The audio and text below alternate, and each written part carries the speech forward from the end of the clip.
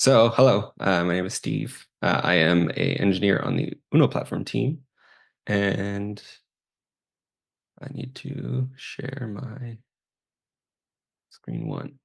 Sorry. Yeah, is this okay? I think it's working.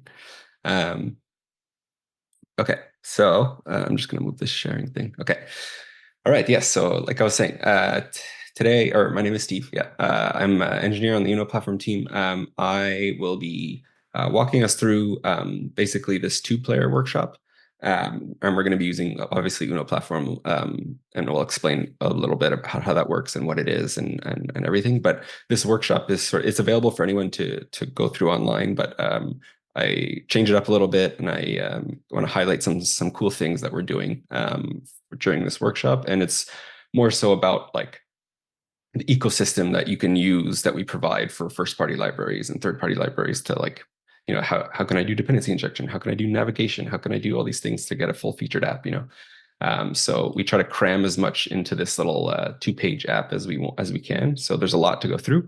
Um, so I will just go ahead and get started. So basically, just to mention, if you haven't heard of Uno Platform before, sorry if you can hear my dog. If you haven't heard of Uno Platform before, basically we're a platform for building single code base, like native applications for mobile, web, desktop, embedded apps, Linux, all that.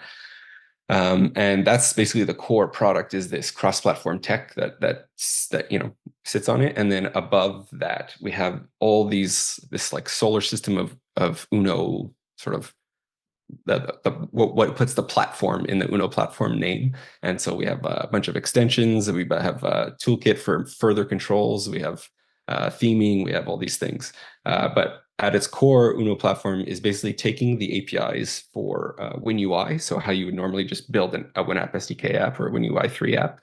It's taking those exact same UIs and then just plugging them into all these new platforms that it wasn't like originally. It was just for Windows, right? But basically, it connects to all the native stuff for Android, for iOS, for web using WebAssembly. So it doesn't define its own API, which we kind of get some great documentation out of that, just because all the documentation for the WinUI API is coming from Microsoft apply right to all Uno platform apps as well. So if you're building WinUI, you're building Uno. So um, that's sort of what Uno is at its core. On the WinUI side, it kind of just steps aside and lets Windows do its thing, and then it comes in and it plugs those APIs into the proper SDK native stuff when we need. So we'll get a look a little bit now at sort of what an Uno platform app looks like, how to build one, but then we're going to get more into that ecosystem of like libraries and frameworks and how you can use this to build a full-fledged application, really. So there is this workshop that I'm going to talk about, or that we're going to go through. I do have it available. It is available on the Uno platform, the Uno.samples repository in the Uno platform organization, under the reference folder. So this workshop was originally done with C# markup as its UI language. So like there's no XAML. I tend to like XAML more than C# markup. So I rebuilt it in XAML, and you'll see that we have all these modules, right? So like we're going to go through the steps of how to build this app. We'll break it down. And if you wanted to ever check out that repo that I have, it's just KAZO0 two-player. And I have broken it down into different branches. So each module branch is basically what the app is at the end of that module in the step of the workshop. So I might jump to these because there's a lot to cover. So I might just jump ahead for some of the modules that, it's just going to be copy pasting code. So, but yeah, if you'd like to follow along or you'd like to play with the app, it's all there. So we can go ahead and get started. So what we're actually building is, like I mentioned, two-player. So it's a YouTube player. It's going to be a cross-platform video player that's going to use the actual YouTube APIs for search, consume that, and then navigate on selection of a video to a video player page that's going to, again, call the APIs for YouTube and get the player and run inside the media player element that we have available. And so where we start off is basically the Figma file. So, sorry. So the Figma file, if you don't know what Figma is, we'll jump right into it. It's just a design tool, like a web-based design tool for creating the UI designs for your application, for your website, for whatever, wireframing and prototyping the designs and all that stuff, right? So this is basically what we're going to be building. So we'll have this initial page with these list of videos. There's going to be a UI for denoting the asynchronous state of like loading these videos. So whether there's an error, whether it's loading, whether you have no results. And basically, we're going to go to the second page that just has the player, right? And so we're going to get back into this a little bit because there's more that you could do with Figma, and it's really, really cool. But that's just to see what the end product is going to look like. It's going to look like this, right? And so the first step, I actually have, like, I'm just going to start with module 0 of that repo that I found. That's just the blank app set up, ready to go. But we'll run through the step that I basically did first, and then we'll swap over to that app. So the first step is I'm going to do Visual Studio 2022, but using the CLI or Rider or anything like that, you can boot up this app with the same options in the template that I'm going to check and in the wizard, and you can have this running on Rider, VS Code, or Visual Studio. I just happen to do it in Visual Studio because I'm using some code snippet features that I need. So we can create a new app project, and we'll have, so with the Uno Platform extension or plugin for Visual Studio, it comes with these built-in templates for building Uno Platform apps. So we're just going to choose the normal Uno Platform app. I'll call it whatever for now. It doesn't really matter. We're going to swap to the real shell app in a second. And what we should get out of this is a little busy. There you go. What we should get out of this is the Uno Platform like wizard experience for getting an app bootstrapped and ready to go. So I'm not going to walk through everything, but basically we have this recommended template and we have this like blank template. And so I'm just going to start off blank because I want to choose my own options, but recommended comes with all the bells and whistles like toolkit, material theme, all the extensions, which I'll explain in a bit. So we're going to kind of do it custom. So we do have the ability to target Net 9 preview right now. I'm going to stay with Net 8. In the platforms, I'll keep this all the same. So again, like Android, iOS, the web, macOS through Catalyst, but also macOS and the desktop through Skia rendering. So instead of having the native rendering engine for the individual platforms, we do have the option to have sort of a desktop shell running for Linux, for macOS, or for Windows. And then within that, everything is rendered sort of like the Flutter style of rendering, where it's just like on a blank canvas and it's just a 2D rendering, pixel by pixel thing. You know what I mean? And then it's not using the native rendering engines for those platforms. So you kind of get a mix and match of what you want to do for rendering. That's going to be all the same. We'll keep all that. And so here's the first thing that we're going to do that's very interesting. So we do have the option to bootstrap the application with like a presentation framework out of the box with some patterns. So it comes available with MVVM. So it's going to use like the Community Toolkit MVVM package. Or we have MVUX. So I'm going to choose MVUX. MVUX itself is basically one of those. Where did my browser go? Oh, here. Okay. MVUX is basically, it's an implementation of the model view update design pattern. So another way of doing a presentation design pattern, right? And so it's all based on like observability. So if you do like reactive extensions and observables and those types of things, or like Swift Combine or whatever, they exist in a lot of different places. But basically you have this, just see it as immutable, stateless streams of data that are exposed by your model, which would like be your view model. And it's built all to work with data binding, with iNotify property change, with all that. So you don't have to deal with like implementing iNotify property change. You don't have to deal with tagging certain things as like observable property like you do here. So this is the MVVM example. And the MVUX example is actually just this. So it shortens everything and it does a lot of magic behind the scenes, right? So what MVUX does, basically it has the notion of feeds. And so that's what I meant by these immutable streams of data, right? So this is just something that is just exposed and you observe it, hook onto the changes for it, and you can do anything you want, right? So it's very complex and it needs a talk on its own. But you'll see as I build the app, we're going to build feeds, we're going to build states, we're going to build our bindable observable models that we can data bind to our UI, and how to data bind basically back the other way as well, to push data onto these feeds and then receive the updates from the model. So next is markup. So usually this workshop on the website is built, like I said, with C# markup. So you can build your UI totally in C#, or you could stay with XAML. I'm going to stay with XAML. It's my first love. And Fluent or Material. So with Uno apps, they kind of all come like styled the same out of the box. And so by default, it's the Fluent style. It's the Windows style, right? So they all look this like a Windows styled application across all platforms. We do offer theming capabilities for Material. So it'll just do that for all platforms. You can mix and match. You can say certain platforms are certain themes, certain platforms aren't. You can let the native styles bubble through and come up to what the native widgets would look like for each platform. You have lots of options there. But we're going to do Material just so it's the same across everything, as we saw in our design, which I didn't point out before. But this is sort of using Material 3 sort of styles, right, with the rounded buttons, and there's not too much of the UI that we have to worry about here, but we're just going to do that for now. And extensions. So extensions is the other big thing. So that MVUX is actually one of these extensions, and so our Uno extensions library is like it's like a battle tested like modular inventory of functionality that you could just pick and choose what you want to put into your app. So I want to do dependency injection. I want to do HTTP. So I want to have to deal with the HTTP client and have a builder for that within my application.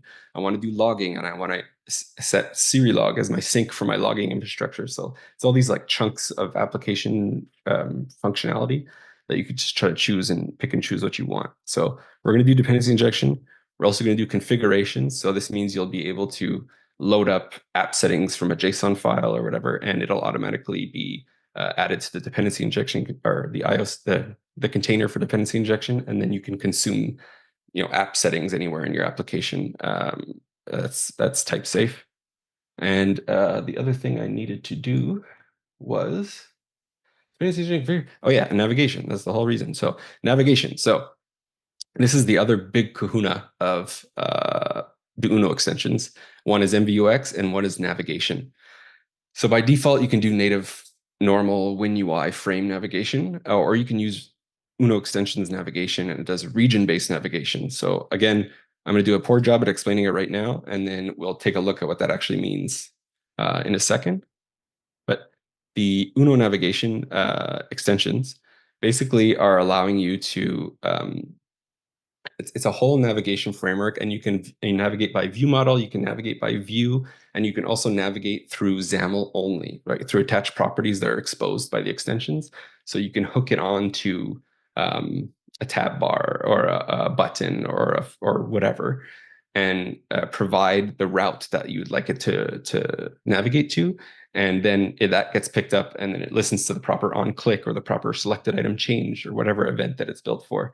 And then fires off a navigation. And then you can define these regions within your UI to say, okay, this is the region where I want to display this page.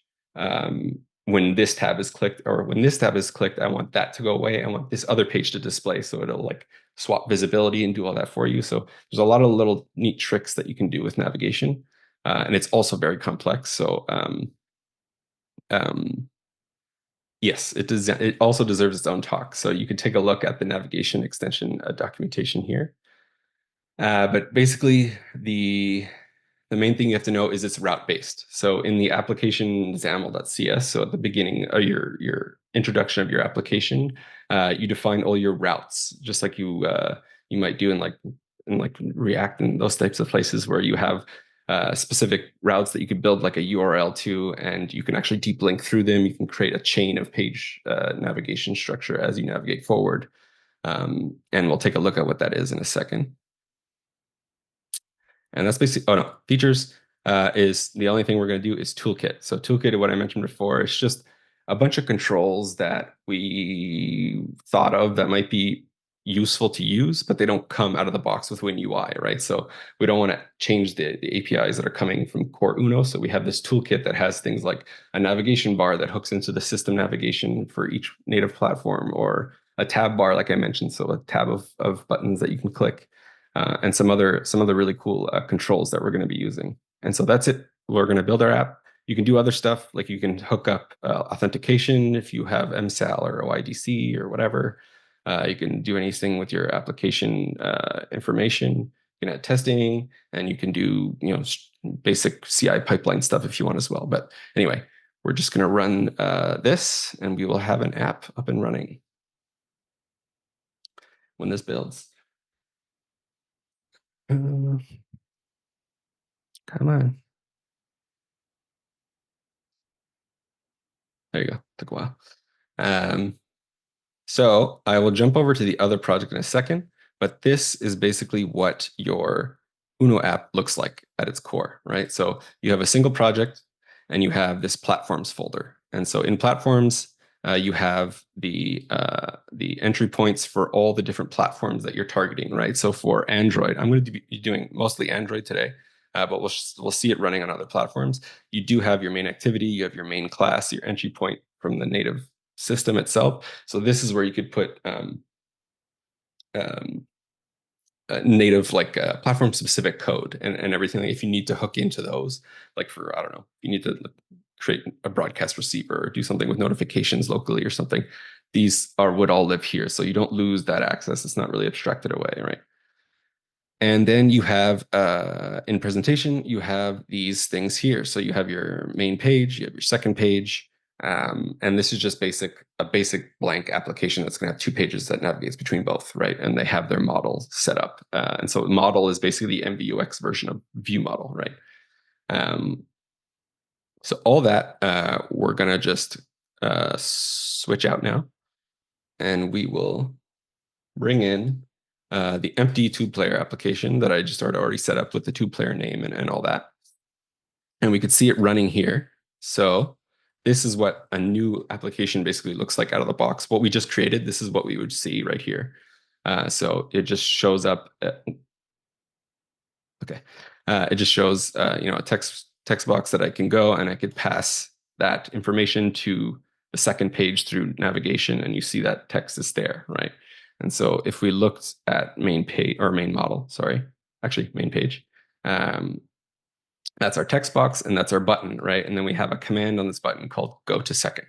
So if I go to our view model, you'll notice that there is no I command here. There's none of that. So that's all magically done for you by MVUX. And so all we have is this async task that's called go to second. And those all get wrapped in an I command by MVUX. And then so you could just define any asynchronous logic that you want and have it here. And here we're using the navigation extensions to navigate via view model. Okay, bring me to the second model and pass the content that was that text box, right? And here's your first look at the MVUX sort of states and feeds. So you'll see we're using an I state. So that's what gets exposed as the name in that text box. And so this is actually an observable feed, like an observable stream of data, but it's one that has a state because we're actually pushing to it. So it's a specialized feed that is stateful instead of stateless. And then you have that 2-way binding, right? So all you have to do then is at any point in time, you can just grab the value from that state and then do whatever you want with it. So that's just a quick thing for MVUX. But anyway, we're going to start building the application now. So we're going to have the same structure basically as the app that we just started. So we're going to have the main page. It's going to be our list of videos, and we're going to have the video player page. So main page is a fine name for now. But we're going to rename this. Oops. We'll rename second model to be our video details model. Video details model. And we'll rename second page to be our video details page. And this, of course, is not going to name it properly here. So video details page there. And in the XAML, we probably have to, there. And video details model didn't get changed. So there you go. So that's our first step. And the last thing we have to do for the first module, basically, is go to our app entry point, right? And this is where you see all those things that we hooked on for the extensions, right? So we are using navigation, we are using a dependency injection, we're using those configuration extensions as well. So this is all in the app host builder. So if you built other apps like ASP.NET or in MAUI 2 also has like, they'll have these host builder sort of patterns now, right? So the same thing for Uno apps as well. So here's where you can add in anything you want. And then the use navigation is basically going to take these registrations for what view is connected to which view model, as well as those routes I was talking about. So we have two routes defined in the application, so main and second. So I can navigate forward from main to second. And then the route would just be like /second from wherever you are, right? And so I just need to video details. My dog is going crazy. I don't know if you can hear that. Video details model. I think you named it wrong in the video details model CS page. Oh, oops. Yeah, there. Video details model.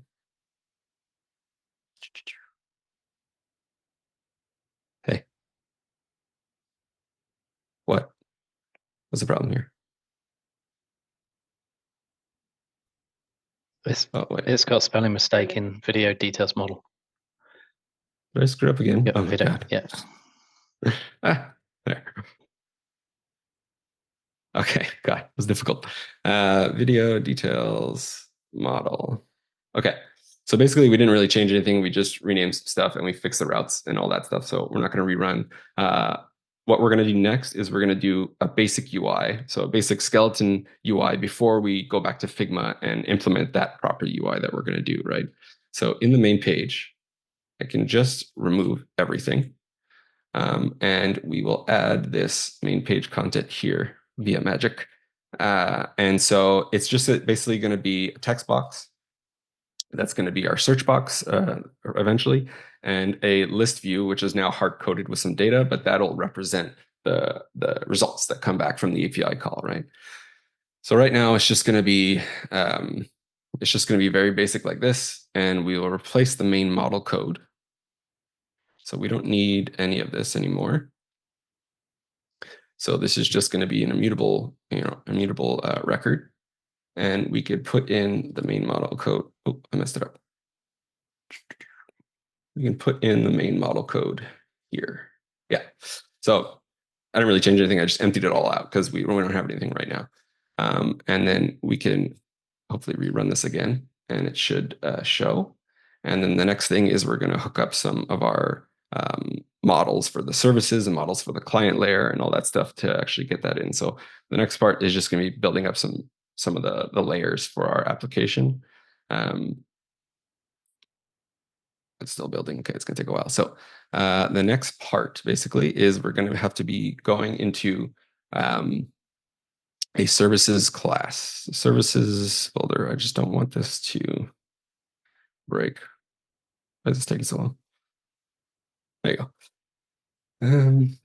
Yeah, sorry. It's easiest to show on Android because it's a mobile-based workshop, but I don't want to connect my iOS, but then Android is the slowest one to build, so it's kind of annoying. Anyway, so here's our application, and there you go. So there's this little hot reload indicator that we can move, but basically you can type in this text box, and it's just dumb data that has this list view that you can play around with. Nothing really fancy. So the next part is we're actually going to be creating a services folder. Services, models. And I'm just going to put in our business service models into a single class called models.cs. And that's where all our business level service models will live. I don't suggest having them all like this all the time, but do as I say, not as I do. So this will be all basically the data encompassing what's coming back from eventually from our YouTube API, right? So it's just the big thing that we really care about are the video details, right? And so that's going to get converted to something that we can display on the screen and play its actual video. And so those are going to be defined by our business level. Oh, did I say business before? Sorry, service level was what I meant to say before. And so in our business layer, we're going to have our also set of models that we're going to add as models.cs. I'm going to remove you and I'm going to bring in business models. So just some business level stuff. So like some little things for changing the string, for doing all that. But basically, all we really care about is we're going to be dealing with this YouTube video that's going to get passed around. So in the beginning, we had that main page that took that text box and then passed it to the second page. Same idea, except now we're going to take a YouTube video instance and we're going to pass it to the second page, or the video details page that it's now called. And so there's some missing usings that we'll fix in a second. And in the business folder, we're going to start with some mock data. So I'm just going to create this YouTube service mock data class. And this will just literally be a JSON representation of when I went to YouTube and I typed in Uno platform. This is the JSON and JSON response that came back from the APIs. So for now, we're going to work off this set, and then later on we'll swap this out with an actual live API call. And so we'll have our business service. We'll define our business service, which is going to be our iYouTube service. And YouTube service will look like this. So basically, our YouTube service that the models are going to be calling when a search is entered into the text box, we'll call search videos. And there's some other stuff here for pagination. So loading as you scroll more and more. Pagination, sorry. That'll come later. But basically, we're going to be returning a collection of those YouTube video objects that we added as an entity. And so we will just implement a version of this that's going to be pointing to the mock data first. So we'll do YouTube service mock. I spell that right? YouTube service mock. We'll blank it out and we'll put in this. So we'll have our YouTube service mock that's going to be implementing that new interface we created, and basically it's going to be just deserializing, it's going to be reading in the JSON data that we had there and putting it into actual service level objects that we had created before. So basically, all it's doing is reading this, is grabbing this string and then deserializing it, or deserializing it. And so you'll notice that we actually have here our first little introduction for another Uno extension. We're actually inside this service, we're just injecting a serializer. And so an iSerializer is coming from the Uno extensions, the Uno serialization extensions, which allows you to, in the app hosting app builder, you can register anything like we have ones that are already built for JSON serialization and all that. But you can have custom serializers that all would then come from this iSerializer contract that would be able to be injected anywhere through dependency injection. So you can have global serializers with options and all that stuff out of the box for you with these extensions. So in the global usings, we'll get rid of all those squigglies. So I'm just going to do that for now, and these should all go away. There you go. And we're going to register. So we have this service now, this interface with this implementation. And so we had hooked up dependency injection before. So we're going to replace this configure services, I think. Nope. Replace the content, sorry. And here we're just going to take that service container and we're going to add an implementation or registration for this YouTube service here. So then we can inject this business service to our models. And the only other thing that we're going to do that I had mentioned before is we're going to use another Uno extension, deserialization extensions, right? So you hook this up in your builder, and you can, by default, register a JSON serializer or anything like that, and you can, hook it up with configuration options as well. So if I want to change the naming policy to camel case for whatever the serializer is going to be doing, I can set that up here with all the options. So there's also lots of docs for serialization extensions as well. And then in our main model, it basically has nothing right now. So we will add all of our code, which is one line. So you'll see we have our main model again. Now it's getting injected with the YouTube service, and we have this state. And again, this is an observable feed of type string, but it's stateful because we want to be able to two-way bind, right? We want to be able to consume, observe the value of search term, but we also want to be able to push data to it. So it's this I state of type string, and it is initialized with just Uno platform as a search term. And so what we're going to do is we're going to consume that state on the model. So Copilot already knows what I'm doing. So we're going to, it's formatted ugly. There. Okay. We're going to create a new public property on our model that's going to be consumed on the front end. And so this is a list feed. So it's basically just a feed of type list of entity. But so there's a nice wrapper around it. So it is an I feed. So again, an observable sort of stream of data. And this one we're not pushing to from two-way binding, so it can just stay as a feed, an immutable stateless stream of data, right? And so what you'll see here is in the MVUX world, we're able to take a state or a feed or anything that's just like search term, and we can observe it. So every single time any update gets pushed to search term, we are observing it here. We're filtering out anything that is not invalid, and then we're actually going to consume that value and send it off to our service search videos with the search term that was coming up from this here. And then we'll consume that data and place it as a feed, and it'll become a feed of a YouTube video that you can bind to the item source of a list view, say, right? So it contains all. So the list feed contains all the stuff you need, that the binding needs to know that this is a list, this is a collection, and it knows how to. There's no special logic you have to do to sort of unpile this at the UI level. So it's all built for you. And now we'll make the page in the XAML look a bit different. So where am I? Replace the main page text box. Yeah. So we're going to format. Okay.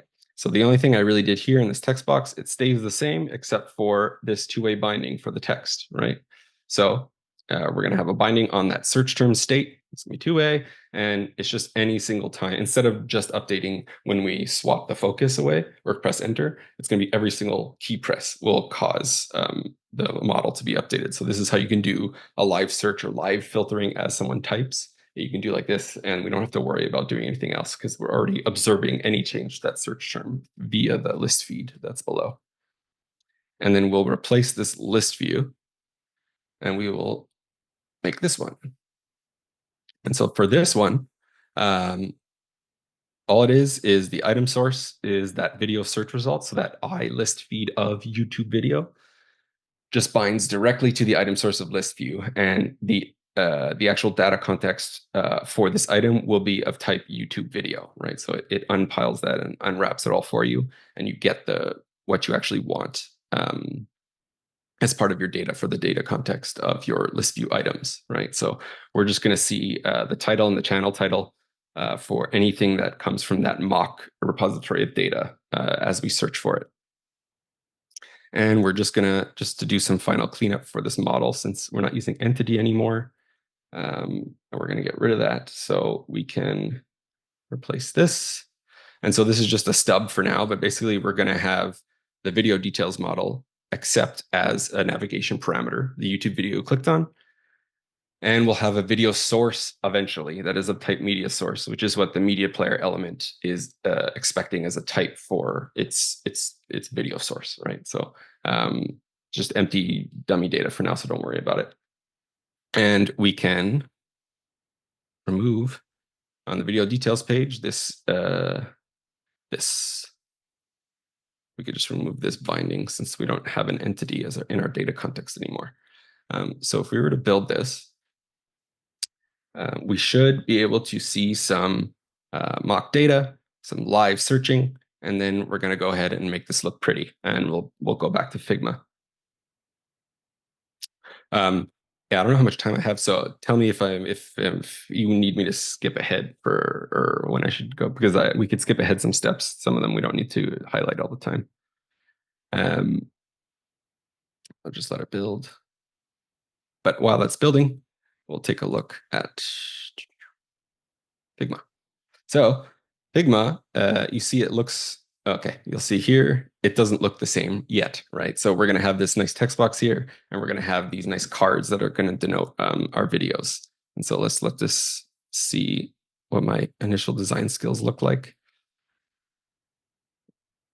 We have, here we go. So we have the list of items that are returned when I search for Uno platform on our mock data, and you'll see it actually live filters like as I'm typing, right? So it should be like NDC. There should be an NDC video. Yeah. So like this isn't using the API data, but it's still doing a live search, a live call to the mock data, and filtering that data based on each individual character that I write in my search term. So that's all that observability and all that stuff gets nicely done for you, MVUX style, right?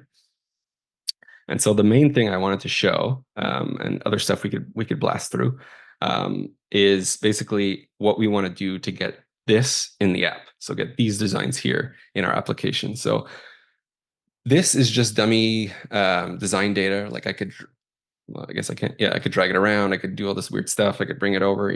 So it's just drag and drop sort of stuff. I'm going to undo it because I probably broke everything.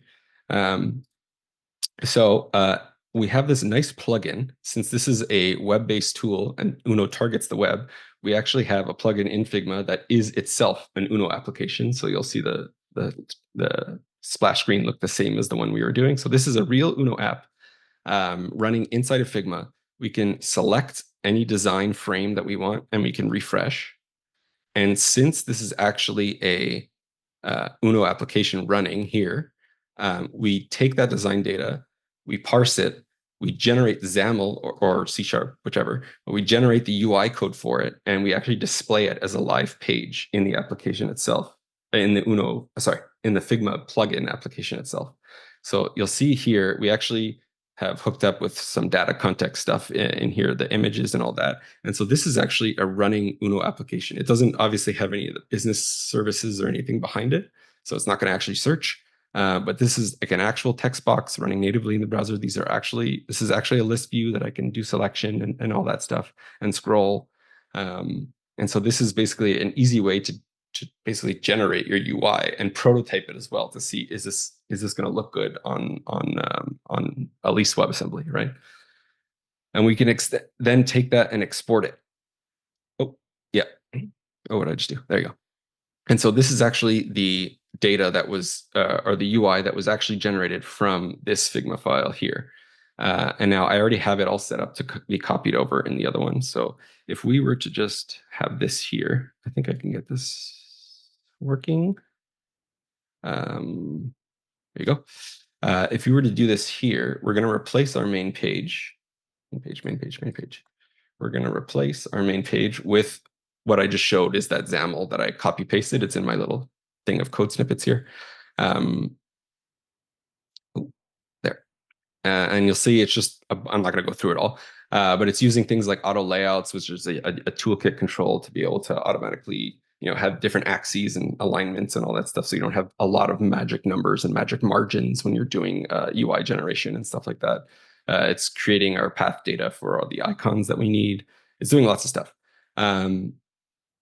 And we can go ahead and save this if I get lucky. Yeah, so it did a hot reload. So you'll see this little hot reload indicator said an update was successful to our main page. You don't see data because I need to rerun it, but you'll see that this is actually now a material style text box. So it looks kind of cool.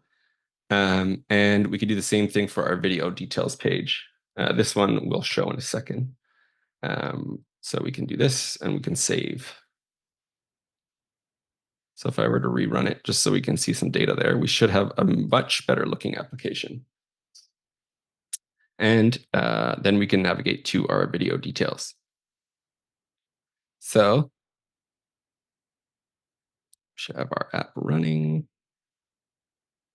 Here we go. So it looks basically the same as we saw here. Sorry, here. But now this one is actually an Android version of this WebAssembly version, right? And this one does do live filtering. So if I were to clear it out, you see it just goes blank, and I can again search for NDC, and it'll live filter. And we have Martin Zikman's NDC talk from last year. And what you'll notice here is I blanked it out, and it doesn't really look that good. It's just blank. And the same thing if I were to, what the hell? If I were to airplane mode and search, it would just sort of not do anything.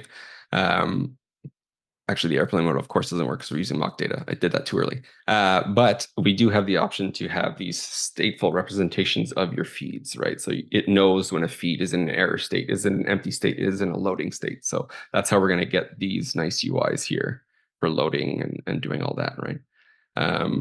So if we searched again, NDC, NDC, and we clicked on it, it should crash. There you go. Perfect.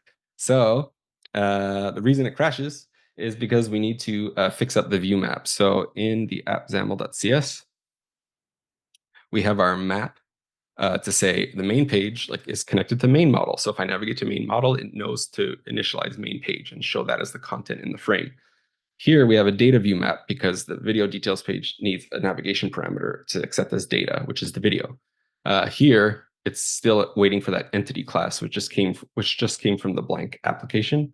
And so we're passing it a YouTube video class, and it is exploding. So if we remove this, we can just put this one in. Where is it? Yeah. So we now have the same data view map, but it's accepting a YouTube video now. So it should work as well as we go. So what I'll do quickly now is I'm just going to jump ahead to where I bring in the API calls for what am I trying to say? For YouTube. So we can actually do live YouTube videos. So if I were to jump ahead to module 8, so I'm just going to undo what I did basically. And delete this. And we'll jump ahead to module 8 because you don't have to see me type in a bunch of HTTP request calls and stuff like that. We should have now in our services, we should have, sorry, where is it? Here. We should have a YouTube service, so a non-mock YouTube service. We have a YouTube service mock, and now we have this actual YouTube service that we can look in here. And this is actually calling the client layer to call a search videos. And in the client layer, if we were to just F12 to it, we're just defining this YouTube endpoint, and it's actually using a refit, right? So refit comes built in with the HTTP extensions of Uno, where you can just define an interface, and you can say, okay, this is going to be calling a specific API call at this endpoint, and it auto generates all the code for you for actually doing HTTP client requests and all that stuff, right? So we don't have to go too much detail on how to call an API. It's just that's there for you. And we can have the same thing here. So you'll notice we now are using HTTP in our builder, which is an HTTP extension. And all you have to do is register that interface with with customization options if you so want. So here we're configuring it to use the API key that's coming from our configuration in our app settings, right? So if we look to our app settings, here's how it knows what the endpoint is going to be, and here's how it authenticates with it, right? So here I will just grab my, where is it? There. Oops, sorry. We'll close that out, and we will put in my API key. Please don't steal it. And so we'll have an API key here. So technically, we should be able to run this now, and we will have live data coming from the UI, coming from the APIs. And then the last steps will be to make it nice. Since now this is an asynchronous call with asynchronous data like being made, right, to an actual server. Now is when I should have done the airplane mode thing. And now is when we'll deal with how to deal with different states for that feed of data that we're waiting for, right? We'll let it build. But basically, we're going to be going back here, and we're going to be consuming these APIs or these UIs as well, right? So same idea, like you go here, you can open the plugin, and you could say, okay, I want to build the UI for this error page when the feed is in an error state. And you can do the same thing. You have it here. You have the retry button down here, and everything looks the same, and you can export that XAML as well. If you're doing the C#, you can export it as C# here if you want, but I enjoy XAML. So I believe it is about to deploy. Just want to show what it'll look like. We have our nice live API, right? So now it's no longer using the mock data.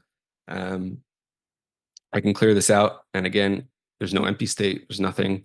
I could search for NDC now, and it should, well, I don't know what I searched for.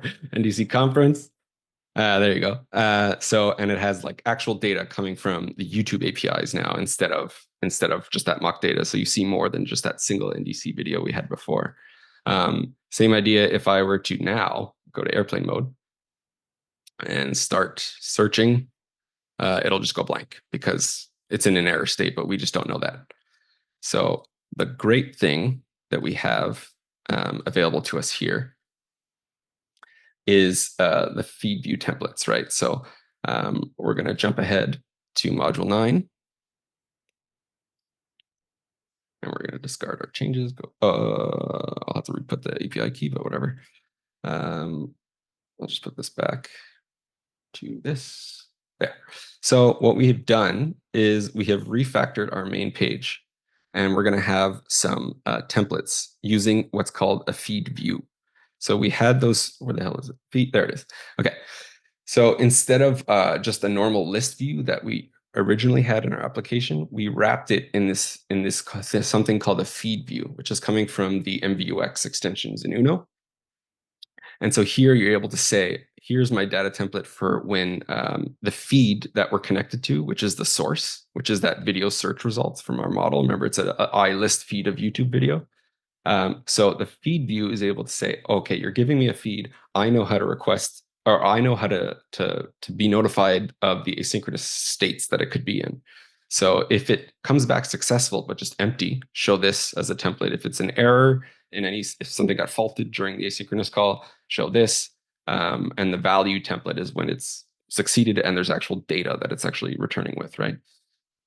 And so then we have all this. And if you just look at the none and the error template up here are just basically extracted from the Figma plugin that I had shown before. You just right click the plugin, and I took the XAML and I pasted it here. That's all I really did. So now we should have this nice,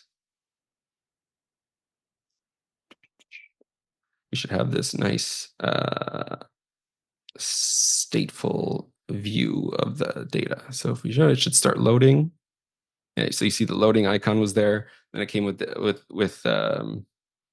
data. If I just searched for nothing, it'll be valid still, but it'll just have no results found. And now, if I were to go and cut off the internet and try to search, we would have this just general error state. You could probably do more with it to say like, hey, you're not connected. And this retry button I didn't actually hook up to do anything, but that's how you jump to all of these different states. You just wrap it in feed view and you give it what you want it to look like for each state of the feed that you're consuming. So it's a very, very nice little control that comes from the Uno extensions for MVUX. And so I don't know if I have more time. I don't know if it's supposed to be just an hour, but the last part is just to actually go and navigate to the video page. Let me know if I don't have time, but Uno platform, we should be able to like click on this and it goes to, okay, click on this and it goes to the video details page. It loads the video player. Of course, doesn't work right now. We need another API call for it. But basically, this is our video details page, and we'll have the media player here. So the last steps would be to jump to module 10. And we will jump here. We'll discard again. Bring. There we go. And so what happened here is we just added some more models and an endpoint for the YouTube player itself, because there are two APIs that we need to deal with. So the YouTube endpoint for searching and for doing all that, and the YouTube player for actually getting the stream data for a specific video. So all this really did was add another refit endpoint here that we can consume. And then if we look at the presentation layer for our video details model, we have this get video source, which is just this asynchronous method that's going to give us that media source that I was talking about before. This just used to be a dummy media source. What we're actually doing here is we're getting the video source URL, and we are giving it to the media player element that you'll see. And so the only other thing, I believe, is no, that should be good. Let me see if I added anything to, what am I looking for here? Yes, okay, YouTube player endpoint. Yeah, so here's where we define in our configuration. This is where we want to play our YouTube videos from. And then we can run this again. And we should have a running application. And so you'll notice the video details model here, it's passing that YouTube video, which is what happens when you do the navigation. And it's also getting injected with the iYouTube service, the real iYouTube service, to be able to grab the video source URL and all that stuff. So if we want to look at the main page here, I don't think I actually showed the navigation happening. So we'll close this, we'll close the none template, close the error template. And so we have our lists. And so you'll notice that on this list view, we say, okay, in the Uno extensions navigation alias, we have this attached property called navigation.request. And so it's smart enough to know, oh, okay, I'm attached to a list view. So anytime it detects a click or a selection change or an index changed or whatever selection changed on this list view, it'll take its data context as a parameter and immediately call whatever routes I defined here called video details. So if I go to appexample.cs, that's video details here is the route I defined. It is mapped to this video details view model, and it knows that it's accepting a YouTube video, which is the data context for that list view item, right? So that's all magically done for you in the background. And then the navigation happens and injects everything it needs in the video details model. So if I were to click on this video now, if I did everything right, we should have a video running. And so there you go. So, oh, there's sound. Oh my God, no, that's not coming through. So this is basically our cross-platform media player element.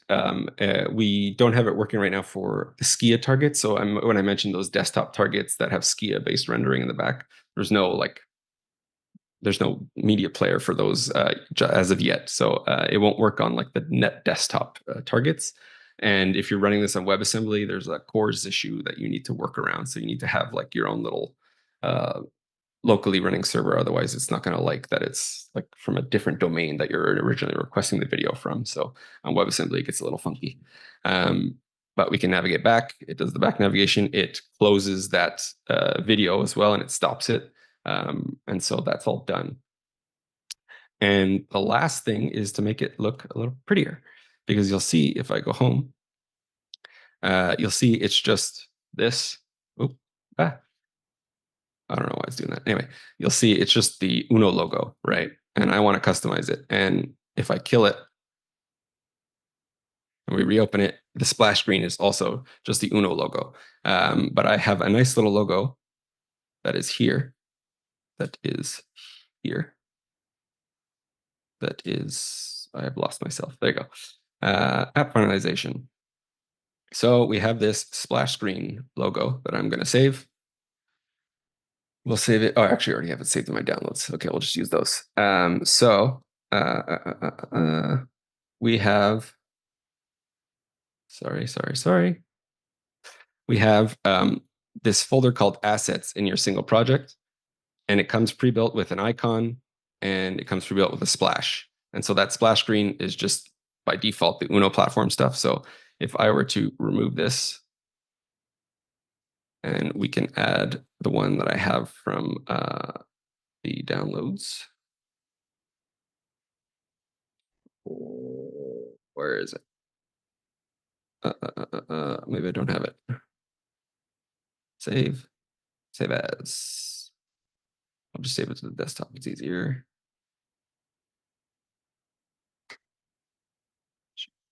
Sorry. Foreground SVG to the desktop. Cool. So the last thing we do is we can add this existing item. Oh, that's why it's looking at the wrong thing. All files. Splash screen SVG. So you notice these are SVG files. So I'll remove the icon foreground as well. And I will add this icon foreground. So this icon foreground should be this little play, and this should be this. They look the same, but one's just like bigger than the other, so it looks better in a splash screen. But basically, these are well-known types, and you'll see their build actions are Uno image and Uno image. And so that should then give us the ability to resizetizer is what lives inside of Uno, and it takes these SVG files, it converts them to PNGs, it puts them and it scales them up properly, so you don't have to worry about in your Android one having an XGPI, XXHDPI, or having a 1x, 2x, 3x as an image asset for your iOS icons and all that stuff. That's all done for you. So if I were to rebuild this, I'm just gonna uninstall it because sometimes it gets cached, the icons. And then we're done with our app. Stop. Go. We should now have. Oh, actually, I might have screwed it up. I don't need those. Build, cancel, build. So we should now have everything running, talking to our APIs. All of our MVUX stuff is ready to go and observable.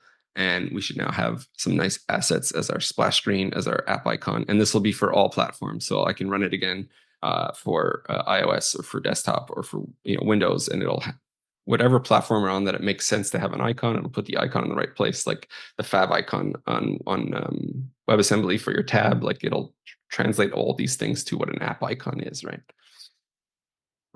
So it should build.